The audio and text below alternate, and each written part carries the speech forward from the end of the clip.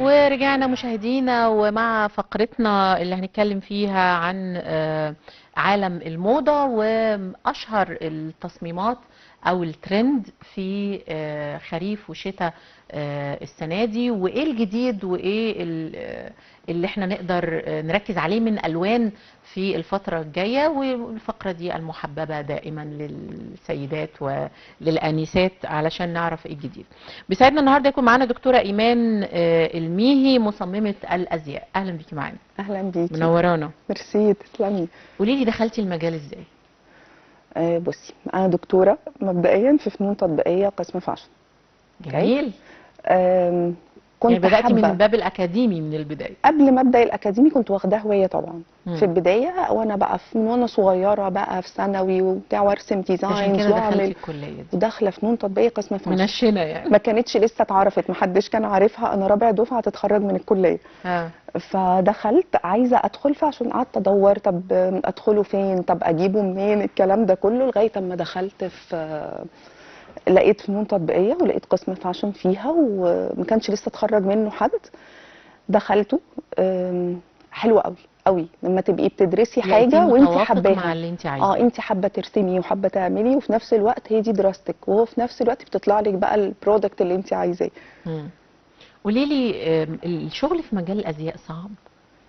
يعني محتاج متابعه طول الوقت، محتاج شغل طول الوقت؟ هو متعب قوي، لان انت على طول عندك مؤثرات كتيره قوي حواليكي. عندك كلاينت، عندك موضه، عندك انتاج، عندك منافسين، عندك حاجات كتيره قوي كده حواليكي، لازم كل دول تطلعي بيهم في الاخر منتج، والمنتج ده ينزل السوق والناس تاخده وتشتريه.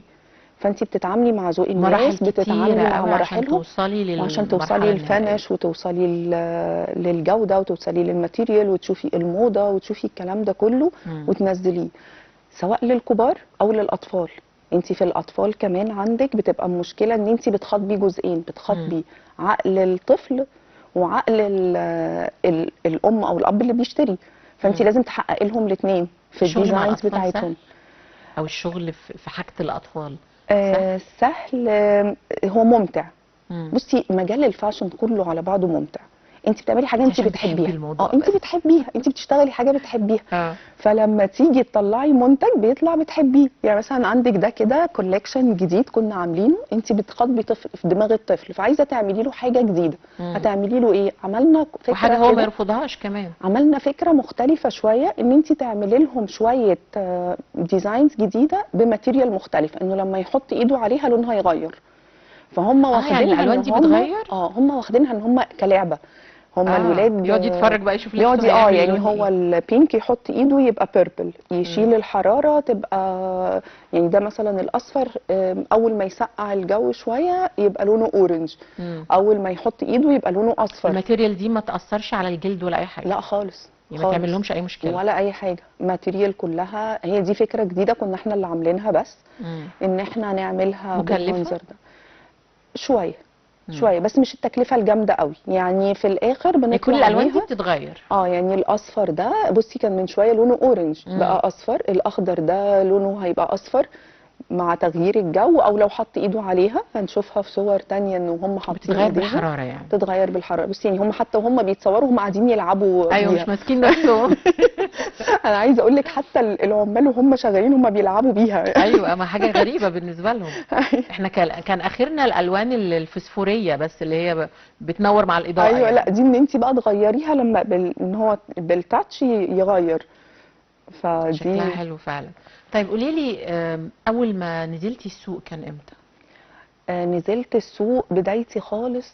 بصي، في البدايه اصلا كنت بنزل اعمل حاجات وانا لسه طالبه. وانا في الكليه كنت انزل اخد تريننج، وانزل اسافر احضر ورك شوب، لا اسافر احضر، انزل في اتيليه اتمرن مع العمال وهم قاعدين عشان اشوف بيعملوا ايه والكلام ده كله. ابتديت شغل كسواريهات وافراح من 2004. من 2004 دخلنا براند لبس الاطفال كسواريهات وكاجوال من 2013. كانت فكرته ان انا بحب دايما بس ان بتركزي اكتر في ايه؟ في السواريهات ولا في الابريميدي ولا في اللبس العادي ولا الاطفال؟ لا، حاجتين. اه. جزء السواريه والافراح بتاع سواريه وافراح، دي حاجه بتطلعي بقى فيها التالنت بتاعتك وترسمي وتعملي وتطرقعي وتعملي الموديلات اللي انت عايزاها. وجزء تاني اللي هو بتاع الاطفال، ان انت بتعملي انتاج وتنزليه السوق وتنزلي وتلاقي الناس بتشتريه وتشوفي الناس وهي لابسه اللبس بتاعك وتتبسطي. يعني مثلا بتبسط قوي لما ابقى ماشيه في الشارع والاقي حد لابس حاجه من البراند عندنا، تبسطني جدا يعني. وتلاقيه مثلا بيشكر لك فيها، ده ماتيريال كذا. احنا كان الفكره ان انا ادخل ببراند، ان انا ادخل بماتيريالز مصريه، خامات كلها قطن 100%، صباغه عاليه، فينش عالي، بحيث ان انا انافس البراندات التانية اللي موجوده بنفس الجوده. يعني ما اجيش ان انا اعملها، فدخلت بقى الحته وبصراحه دي. اذواق حلوه يعني، مش من يعني اللي شفناه لحد دلوقتي في الاطفال، مش من الحاجات اللي بتستهين بدماغ الطفل. لا، انت بتعامليهم على انهم كبار. انت يبقى هو عايز ولبس يلبس حلو لبس يعني. كبير، وفي نفس الوقت يبقى فيه فكره، وفي نفس الوقت يبقى فيه ماتيريال كويسه. صحيح. لان انت يعني في براندات كتيره موجوده دلوقتي، بس اسعارها بقت عاليه جدا جدا. والاسعار راحت في مكان تاني. فبقينا عاملين نفس الجوده بنفس الفينش. عايزه اقول لك يعني كان في البدايه قبل ما يبقى المكان تصنيع مكاننا، نفس الاماكن اللي بتصنع للبراندات التانية اللي بتصدر واللي بنجيبها اصلا من بره مصر تجيلنا مصر، نفس الاماكن اللي بتصنع بكل حاجه، بس بمنتج براند مصري بجوده عاليه وفينش عالي. طيب قولي لي ايه الجديد بقى في شتاء 2025 في الالوان؟ عندك الالوان، في الوان بيزك. عندك الاسود، ده اساسي. الابيض بني. بني مش قوي، مع انه نازل في التايجر، في الحاجات التايجر للكبار. تايجر موضه مش السنه دي جدا. للكبار مش للاطفال. نازل التايجر موضه قوي. الاحمر، اللون الاحمر والاورنج، الاحمر اللي مدي على اورنج، نازل برضو معانا، اللي هي الالوان الدافيه يعني. الالوان الدافيه نازله معانا الشتاء ده ان شاء الله. النبيتي لسه موضه ولا؟ لا، الاحمر اكتر. الاحمر. الاحمر اللي هو احمر صريح. الاحمر اللي يعني هو بيقول انا احمر. مع ان الاحمر ده مش من الالوان اللي بتمشي مع كل الناس، بس التون اللي نازل في الشتاء ده هيحبه حتى اللي ما بيحبش الاحمر. من الالوان درجه اللي مختلفه نازله. يعني. الاحمر اللي مدي على اورنج سنه. والبينك والفوشيا موجودين معانا. بس ده بالنسبه للكبار. الاطفال عندك البينك، عندك الابيض والاسود موجودين، مع ان الابيض كان لون بنبعد عنه خالص في الاطفال. مع الاطفال بنخاف منه جدا. دلوقتي هو نص ساعه وهتقلعيه. انا عايزه اقول لك ان انا كان ده دايما فكرنا واحنا بنعمل ديزاينز للبس لاي كولكشن. عايزه اقول لك بقالنا سنه اللي محقق معانا مبيعات عاليه جدا الابيض. غريبه الامهات سواء بنات او ولاد. الامهات اتجرأوا عن زمان يا بس هم ولاد. اكتشفوا ان هو بقى حلو والولاد بيحبوه والاهل بيحبوه كمان. يعني بصي مثلا ده ابيض من الحاجات اللي احنا ابتدينا لقينا ان لا، ده لازم اعمل ابيض عشان الناس عايزاه. عليه طلب يعني. وحققت مبيعات حلوه قوي. السن الاكبر من ده شويه بيقول لك يعني كله عايز اسود، معرفش ايه موضوع الاسود ده. الاسود من اول، عايزه اقول لك من اول 8 9 سنين لغايه بيلبدوا فيه لغايه بقى معاكي ال 18 20 سنه وهم ماسكين بيبقوا عايزين الاسود. كل لبسهم اسود. كله اسود او ابيض او جراي. دي الثلاث الوان اللي بنتحرك فيهم في السن اللي اكبر. برضو حلوه الالوان دي، مبهجه. الالوان بصي احنا عاملين مجموعه تصميمات في الكولكشن، جزء بيعتمد على فكره جديده، جزء بيعتمد على موديل، جزء فيه طباعه. ده الجزء اللي هو الكولكشن بتاع الحاجات المطبوعه. وكلها طبعا طباعاتها احنا داخلين الفكره ان انت تعملي حاجات تبقى ثابته والفينش كويس وان هي ما تبص من الغسيل وان يحصل يعني واقف بمنتهى الشياكه. يعني والولاد شياكه ما حصلتش. عايزه اقول لك الولاد وهم بيصوروا هم مبسوطين. انا شايفاهم مبسوطين كلهم كانهم يعني بيلعبوا. ايوه هم مبسوطين وهم بيصوروا. لان انت بتعملي لهم حاجه هم عايزينها. عايزه اقول لك احنا بندخل معايا في جزء وقت الديزاين باخد اراء الاطفال نفسهم. ايه رايك اعمل الرسمه دي ولا دي؟ طب ناخد لا ده الصوره دي ده بقى المنتشر بشكل مش طبيعي. الهوديز الواسعه والاوفر سايز والحاجات دي. عايزه اقول لك هم عاجباهم جدا. يعني حتى كمان اللبس بقينا نعمل الفاتنج بتاعه اوفر سايز علشان هم عايزينه اوفر سايز. هم فعلا بيحبوا الاوفر سايز جدا، بقى لهم بتاع 3 4 سنين كده والموضوع مستمر برضه نفس الشيء. اه بس لا هو لسه مريح. مستمر، هو مريح. اصل انت الفاتنج كمان بتاع الموديل كل فتره بيتغير. مم. يعني انت في فتره بتلاقي الحاجات السلام هي اللي نازله معاكي موضه، صحيح. دلوقتي الاوفر سايز هو اللي نازل موضه، البنطلونات الواسعه هي اللي موضه. مم. يعني حتى بعد ما الولاد كان السكيني والحاجات الضيقه لا هي اللي خالص موضه. ما بقتش موضه دلوقتي مم. ان انت تلبسي حاجات ضيقه، لا الموضه هو اللي واسع. مم. طيب قولي لي، في شتاء 2025 هل سواريهاتها تتغير برضو تتغير في ايه؟ في الوانها؟ السواريهات تتغير في الوانها؟ مم. لا مش هتتغير. لا ما فيش اختلاف كتير. مم. انت الاختلاف ان انت بقى عندك خطين ماشيين معانا قوي. كان الاول في حاجات تطريز كتير، دلوقتي بقينا مدخلين التطريز مع الحاجات اللي فيها الدرابنج كتير. مم. الحاجات والستانات لسه موضه؟ الستانات موضه مستمرة. ومدخله الاثنين بقى مع بعض، مم. مدخله تطريز مع موديل السامبل البسيط بس بحتت صغيره، مم. مدخلاها بابليكات ما بقاش صغنونه الاستراس ماشيه الكتير والجليتر لا الكتير موجود؟ لا مش ده اللي مش زي موجود. الاول. مع ان ده خط من الخطوط اللي في ناس ما زالت بتحبه، اه بس لا ليه ناس. وعشان تخشيه لازم تخشيه بماتيريال كويس قوي. مم. يعني ما ينفعش احط ستراس ويبقى خامته مش حلوه. مم. لا هو هيرخص حلاوته اللبس في غناه. نفسه. حلاوته اه. في غناه ان انت تبقي حاطه ستراس قيم، حاطه تطريز كويس، هو ده اللي يقيمها. لكن ان انا احط قماشه مطرزه كلها على بعضها دي لا طيب مش انت موجوده قلتي لي خالص. ان التايجر موضه او اه ترند الفتره اللي جايه. هل التايجر بيليق على اي حد ولا محتاج بشره معينه، اجسام معينه؟ بصي خليني اقول لك، مم. الفتره اللي فاتت ما كانش اي حد بيلبسه. السيزون اللي جاي ده في الشتاء نزل منه اشكال كتير بنقشات كتير تمشي مع اجسام مختلفه وبشرات مختلفه. مم.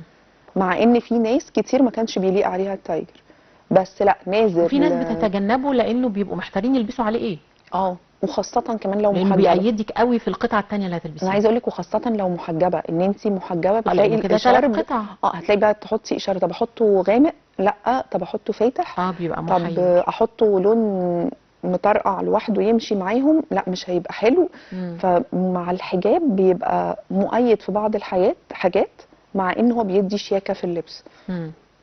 بس اي تايجر، ما التايجر درجات، يعني بيبقى فيه تايجر زي اللي انت لابساه، وبيبقى فيه تايجر النقشه نفسها اكبر اوسع. يعني كله نازل، كل كله نازل. الرسومات نازله في الشتاء دوت ان شاء الله. الجلد لسه موضه، الجواكت الجلد؟ الجواكت الجلد مم. لا مش موضه السنه لا دي؟ مش قوي. البامب لسه موضه في الكاجوال. في الكاجوال. في اللبس الكاجوال موضه معانا. والجواكت الواسعه، يعني الجاكيت يبقى واسع، ده برضو يعني نازل. ميني مونتو يعني. ايوه يعني مونتو على صغير يعني. ايوه على صغير. طب ده قولي لي موجود اكتر في الشتاء الفئات ده. العمريه اللي بتحبي تشتغلي لها؟ اكتر الفئات العمريه، بصي اكتر فئه كانت شغاله معانا في، طبعا غير الاطفال ان دي حته لوحدها كده بحبها وتحسي انك مبسوطه كده وانت وبتسترجعي بتشتغلي لها. طفولتك معاهم يعني. وتحسي دماغك بتنزل وتفضي دماغك خالص وانت شغاله معاهم. دي فئه. لا الفئه اللي في السواريهات بقى وفي اللبس وكده، عايزه اقول لك في اللي هم البنات بتوع الجامعه واللي لسه متخرجين، دي فئه بتطلعي معاهم شغل حلو قوي.